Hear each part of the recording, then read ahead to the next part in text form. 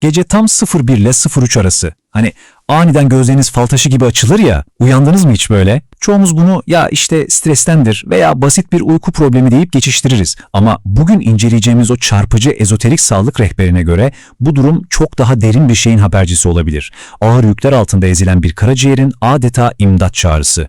Bu yepyeni incelememize hoş geldiniz. Bugün önümüzde gerçekten çok ilginç bir metin var. Tabiroldu adlı platformda yer alan, karaciğeri arındıran kadim bitkiler başlıklı bir rehberi adım adım masaya yatıracağız. Bu metin organlarımıza sadece biyolojik dokular olarak değil, ruhsal frekansların işlendiği birer laboratuvar olarak bakıyor.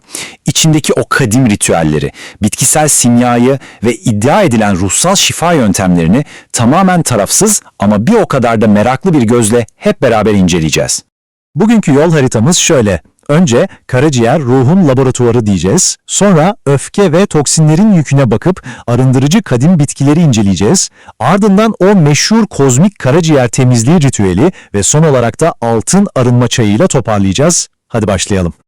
Birinci bölümümüz karaciğer, ruhun laboratuvarı, yani bedenin ve ruhun filtresi. Şimdi ezoterik gelenekler diyor ki bedenimiz aslında evrenin küçücük bir kopyası. Yani bir mikrokozmos.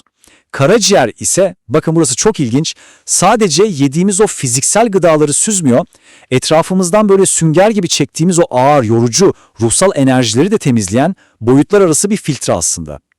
Kaynak metnimize göre ruhsal bir yükseliş yaşamak istiyorsanız fiziksel bir temizlik kesinlikle şart. Çünkü karaciğer, aurik kalkanınızın, yani enerji alanınızın tam merkezinde.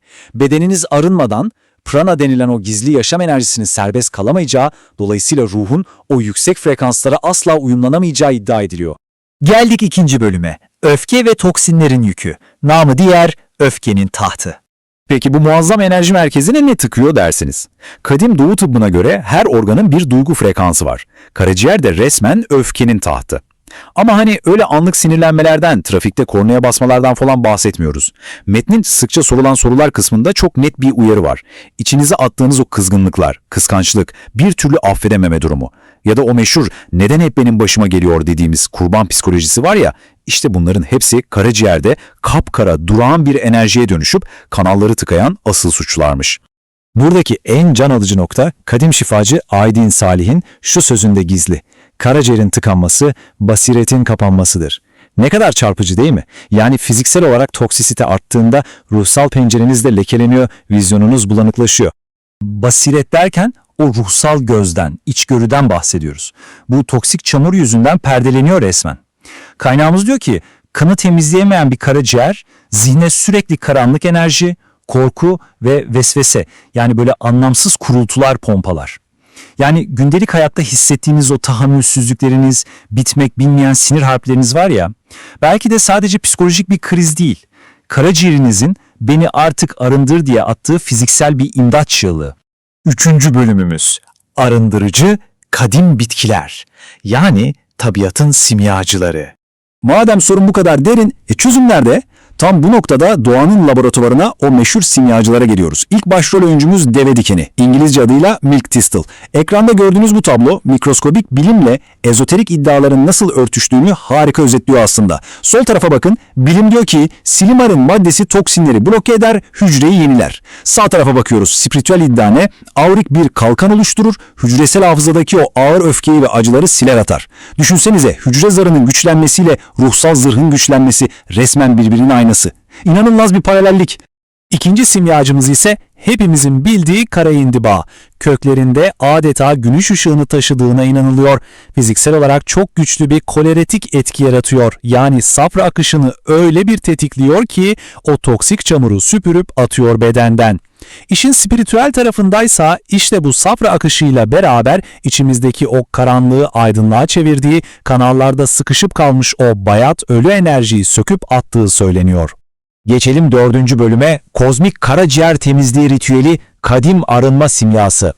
Şimdi işin teorik kısmını hallettik ama kaynak metnimiz oldukça disiplinli, hatta biraz otoriter bir pratik sunuyor bize. Öyle sıradan bir hafta sonu detoksu falan beklemeyin.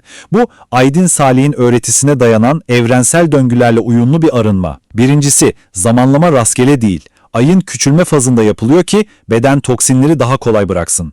Sonra 3 günlük bir elma suyu orucu var. Bu oruç karaciğerde kemikleşmiş o öfke taşlarını resmen yumuşatıyormuş. Asıl vuruş ise soğuk sıkım zeytinyağı ve taze limonla yapılıyor. Bu ikili tıkanıklıkları adeta bıçak gibi kesip atıyor. Ardından sağ kaburganızın altına sıcak bir su torbası koyup yatıyorsunuz ve iddiaya göre ertesi sabah sadece fiziksel çamurdan değil, yılların o karanlık aurik tortularından da kurtulmuş olarak uyanıyorsunuz. Ve son bölümümüz altın arınma çayı, uyanışın kapısı. Dürüst olalım, o 3 günlük ritüel herkese göre olmayabilir. Biraz zorlu. Ama rehberimiz bunu gündelik hayatına katmak isteyenler için çok daha erişilebilir bir alternatif sunuyor. Fakat bu sadece bir tarif değil, adeta meditatif bir süreç. Önce saf suyu alıp ona sevgi niyeti yükleyerek kaynatıyorsunuz. İçine havanda ezilmiş deve dikeni tohumu ve kara hindiba kökünü ekliyorsunuz. Bakın burası çok enteresan. Kaynak metin özellikle diyor ki tam 11 dakika demleyeceksiniz. Neden biliyor musunuz? Çünkü ezoterizmde 11 sayısı spiritüel uyanışın kapısı olarak kabul ediliyor. Çayı yudumlarken de o her bir damlanın altın sarısı bir ışık gibi içinize aktığını ve oradaki karanlık öfkeyi çözdüğünü hayal etmeniz, yani imgelemeniz isteniyor. Bir de şu sayıya çok dikkat edin, 21. Bu sayı, çay ritüelini uygulamanız gereken gün sayısını temsil ediyor. Kaynağın iddiasına göre bu 21 günlük ruhsal ve bedensel döngü sayesinde hücresel hafızanız tamamen yenileniyor, aurik kalkanınız onarılıyor ve bedeniniz yepyeni, çok ama çok daha hafif bir frekansa geçiş yapıyor. Yani özetle bu incelemede bilimsel gerçeklerle ezoterik iddiaların nasıl şaşırtıcı bir şekilde yan yana durduğunu görmüş olduk. Tabirli platformundaki bu metin, bedenimize sadece etten kemikten bir makine gibi değil, duyguların barındığı kutsal bir tapınak gibi bakmamız gerektiğini söylüyor. Ve rehberin o çok çarpıcı sorusuyla veda etmek istiyorum. Lütfen bunu kendinize bir sorun. Senin karaciğerinde biriktirdiğini hissettiğin en ağır duygu hangisi? Belki de şifaya giden ilk adım, yüzleşmekten kaçtığımız o karanlık hissi fark etmektir. Bir sonraki incelememizde görüşmek üzere, ışığınızla kalın.